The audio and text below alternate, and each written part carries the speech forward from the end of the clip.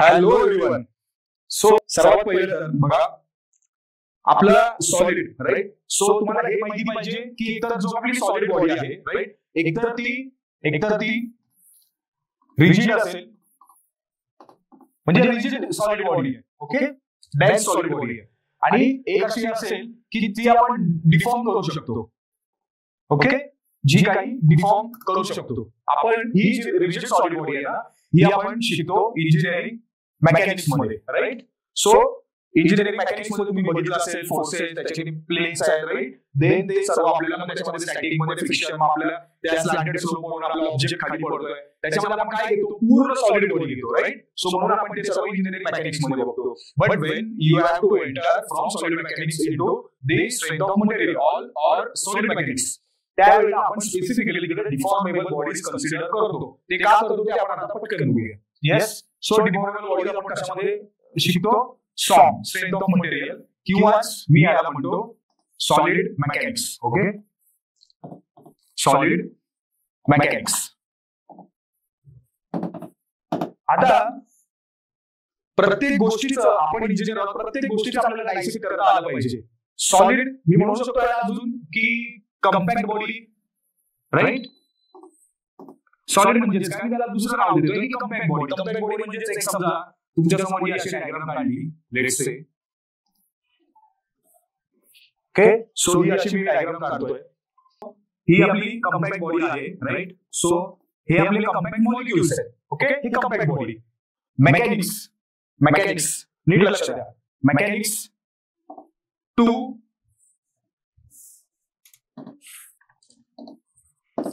to study of motion or movement, right. To study of motion or movement म्हणजे काय, आपण त्याच्यामधलं mechanism जे काय आहे ते आपण स्टडी करतो. कशामधलं, कॉम्पॅक्ट बॉडी मधलं. आता बघा फर्दर आपण बघूया, राईट. सो मोशन, बघा मी काय शब्द वापरतो आणि आपण कसे आपण पुढे जातोय, right. So motion, then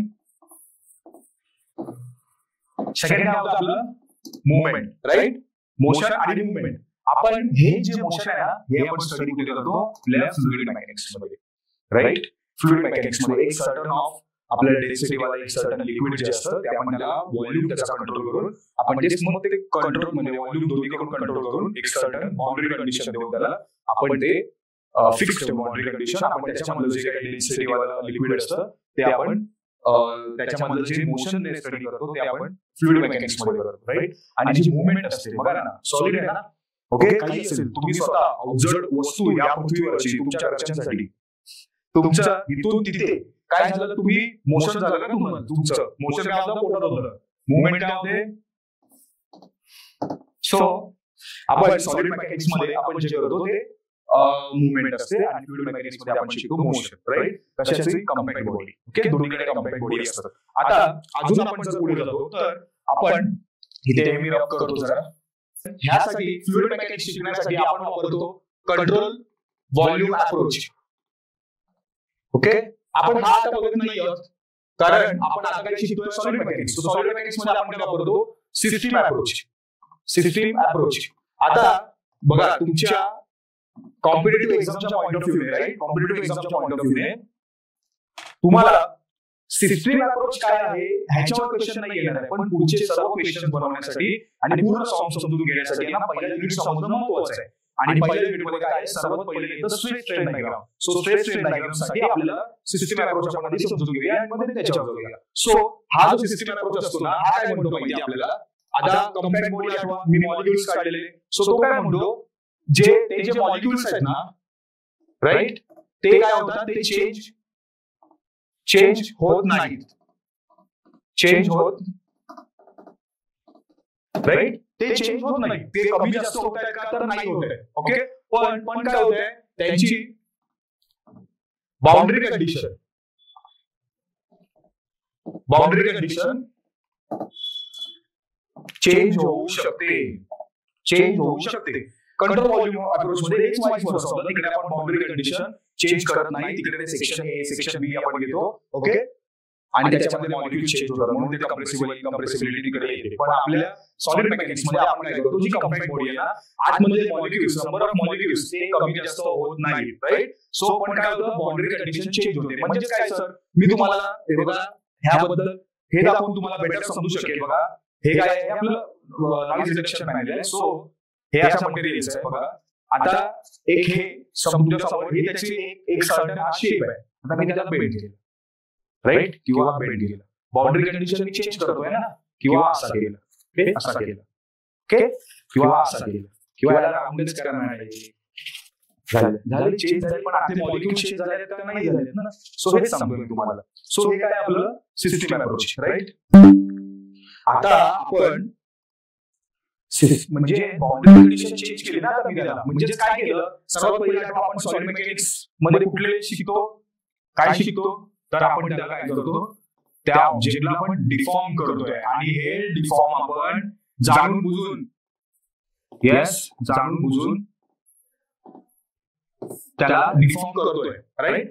का सर, का आपण त्याला जाणून बुजून डिफॉर्म करतोय? प्रत्येक प्रश्न आपल्याला पडत गेला ना, त्याच्या उत्तरांमधून आहे ना, आपण एक एक पाऊल पुढे टाकत आपल्याला आपली कॉम्पिटिटिव्ह एक्झामची आपल्याला खिंडत व्हायची, राईट. सो तुम्हाला प्रश्न पडला पाहिजे इथपर्यंत कळलं सिस्टीम अप्रोच, बाउंड्री कंडिशन त्याची चेंज होऊ शकते, राईट, मॉलिक्यूल चेंज होत नाही, आपण त्याला डिफॉर्म करतो. आता मी तुम्हाला दाखवतो पॅनल वेगवेगळ्या शेप मध्ये त्याला हे केलं, मी ट्राय केलं, राईट. आपण त्याला डिफॉर्म करतो. काय डिफॉर्म करतो आपण त्याला, ओके, काय डिफॉर्म करतो, तर काय करतो म्हणजे आपण त्याचा काय करतो, to study the response or behaviour. म्हणजेच डिफॉर्म केलं म्हणजेच ते जे मटेरियल आहे, तो जो ती जी सॉलिड बॉडी आहे, डिफॉर्मेबल बॉडी आहे, राईट. त्याला मी जर काही सर्टन वे मध्ये त्याला त्याच्या क्रिटिकल कंडिशन मध्ये मी जर टाकतोय, तर त्याच्यामधून मला मी काय नोंद करतोय, त्याची स्टडी ऑफ त्याचा रिस्पॉन्स किंवा त्याचं बिहेवियर. हे सर मी का करतोय असं, येस. बघा आयुष्यामध्ये सतत अपयश आपल्याला येतं, आपल्याला वाटतं हे माझ्याच बाबतीत का, मी मेहनत घेतोय माझ्याच बाबतीत का, पण देवाला तुम्हाला त्या क्रिटिकल कंडिशन मध्ये तुम्हाला पुट करायचं असतं. त्याच्यामधूनच त्याला काय कळतं किंवा जगाला काय कळतं, तुमच्या पॅरेंट्सना काय कळतं, तुमचं खरं कॅरेक्टर, राईट. सो हे केल्यामुळे हे कशासाठी करतोय आपण, बघा मी तुम्हाला काय म्हटलं की तुमचं खरं कॅरेक्टर, तुमचं खरं रूप, राईट, की तुमच्यामध्ये काय रेझिलियन्स आहे, काय क्वालिटी आहे ना, हे आपण सर्टन त्या कंडिशन मध्ये आपण जोपर्यंत पोहोचत नाही ना, एक्स्ट्रीम कंडिशन मध्ये, तोपर्यंत आपल्याला पण माहिती असतं आपल्यामध्ये काय क्वालिटीज आहेत, राईट. सो हे जे खरं रूप आहे ना, हेच मी इंजिनिअरिंग मध्ये आणि मटेरियल लँग्वेज मध्ये ह्यालाच मी म्हणतो त्याची material properties. Yes, material properties. कारण त्याच्यावर जर मला स्टडी करायचं आहे, तर मला त्याच्या त्या पर्टिक्युलर जे मटेरियल आहे, सॉलिड बॉडी आहे, त्याचे मला त्या प्रॉपर्टीज माहिती असल्या पाहिजे. त्या प्रॉपर्टीज माहिती असण्यासाठी मला त्याला एक सर्टन एक्स्ट्रीम कंडिशनवर ठेवायचंच आहे, राईट. त्यावेळेलाच तो त्याचे खरे कॅरेक्टर, खरे रंग तो मला दाखवू शकतोय.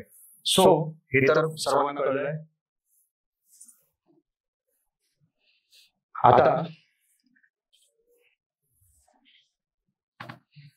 बघा, लेट्स कन्सिडर आपला एक बार आहे, ओके, हा एक बार आहे आणि हे मॉलिक्यूल्स आहेत, ओके. एक इमॅजिन करा,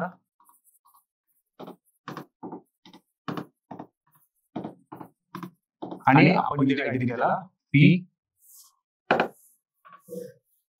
राईट. ते आपण कसं करतो मी तुम्हाला सांगतोय, ओके. आता बार आहे, ओके. आता मी तुम्हाला स्पेसिफिक एक नाव दिलं, ओके. हा लेट्स से नाव दिलं mild steel bar, okay. So mild steel bar आहे, ओके. आता त्याला मला त्याचं मटेरियल मी तुम्हाला म्हटलं ना की मला त्याच्या प्रॉपर्टीज माहिती करून घ्यायचे, त्याला सर्टन एक्स्ट्रीम कंडिशन मध्ये टाकून. तर ते कसं टाकतो, एक आहे शब्द आहे UTM, येस, म्हणजेच युनिव्हर्सल टेस्टिंग मशीन. हे सर्वांना माहिती असेल, ओके. आपण याच्यामध्ये काय करतो, आपण स्ट्रेन डेव्हलप करतो. ते जे आपलं स्पेसिफिक आहे ना मटेरियल, ते आपण तिथे मध्ये ठेवतो आणि मग त्याला इलॉंगेट करतो किंवा कॉन्ट्रॅक्ट करतो, राईट. सो म्हणजेच आपण काय करतो, म्हणजे आपल्याला काय माहिती करायचं असतं त्याच्या मटेरियल प्रॉपर्टीज साठी किंवा त्याच्या बिहेवियर साठी, त्याचा रिस्पॉन्स काय येतोय हे माहिती करून घेण्यासाठी ना एक टर्म आहे स्पेसिफिक. खूप सुंदर टर्म आहे आपल्या पूर्ण इंजिनिअरिंग मध्ये. Okay, stress. आता तुम्ही मला सांगा, मटेरियलचं राहू देत, आपण माणसं आपल्याला किती स्ट्रेस आहे हो हे कोण किती सांगू शकतं का हो? 1 किलो, 1 लिटर, अर्धा ग्रॅम, ओके, 5 क्विंटल, व्हॉटएव्हर, काही जे युनिट्स आपण सेट केलेले आहेत, आपण स्ट्रेस फाइंड आउट करू शकतो का? तुम्ही मला सांगा. नाही करू शकत. का नाही करू शकत? कारण स्ट्रेस हा एकतर सर्वात पहिले ना, हा सांगू तुम्हाला काय गंमत, स्ट्रेस हा सर्वात एकतर इंटरनली डेव्हलप होणारा फिनोमेना आहे. ओके, इंटरनली डेव्हलप होणारा फिनोमेना. ह्याच्या अपोजिट काय हो? स्ट्रेन आहे का? नाही, स्ट्रेन नाही. ह्याच्या अपोजिट स्ट्रेन नाही. ह्याच्या अपोजिट आपण म्हणू शकतो प्रेशर. ही ह्याच्यासारखंच असतं ते. ओके, बाय मॅथमॅटिक्स ह्याच्यासारखंच असतं प्रेशर, पण हे काय असतं? एक्सटर्नली डेव्हलप होतं. मी तुम्हाला देतो एक्झाम्पल, कन्फ्युज होऊ नका. बघा, मला एक्झामचं प्रेशर आलं, तुम्ही म्हणता ना, राईट? म्हणजेच काय, तुम्ही बरेच दिवस अभ्यास केला नाही, तुम्ही तुमच्यामुळे ते प्रेशर ओढवून घेतलं. सो ते प्रेशर ओढवून घेतलं बाहेरून, तुम्ही तुमचा ऍक्ट केला नाही सडन, त्याच्यामुळे तुम्हाला प्रेशर आलं, राईट?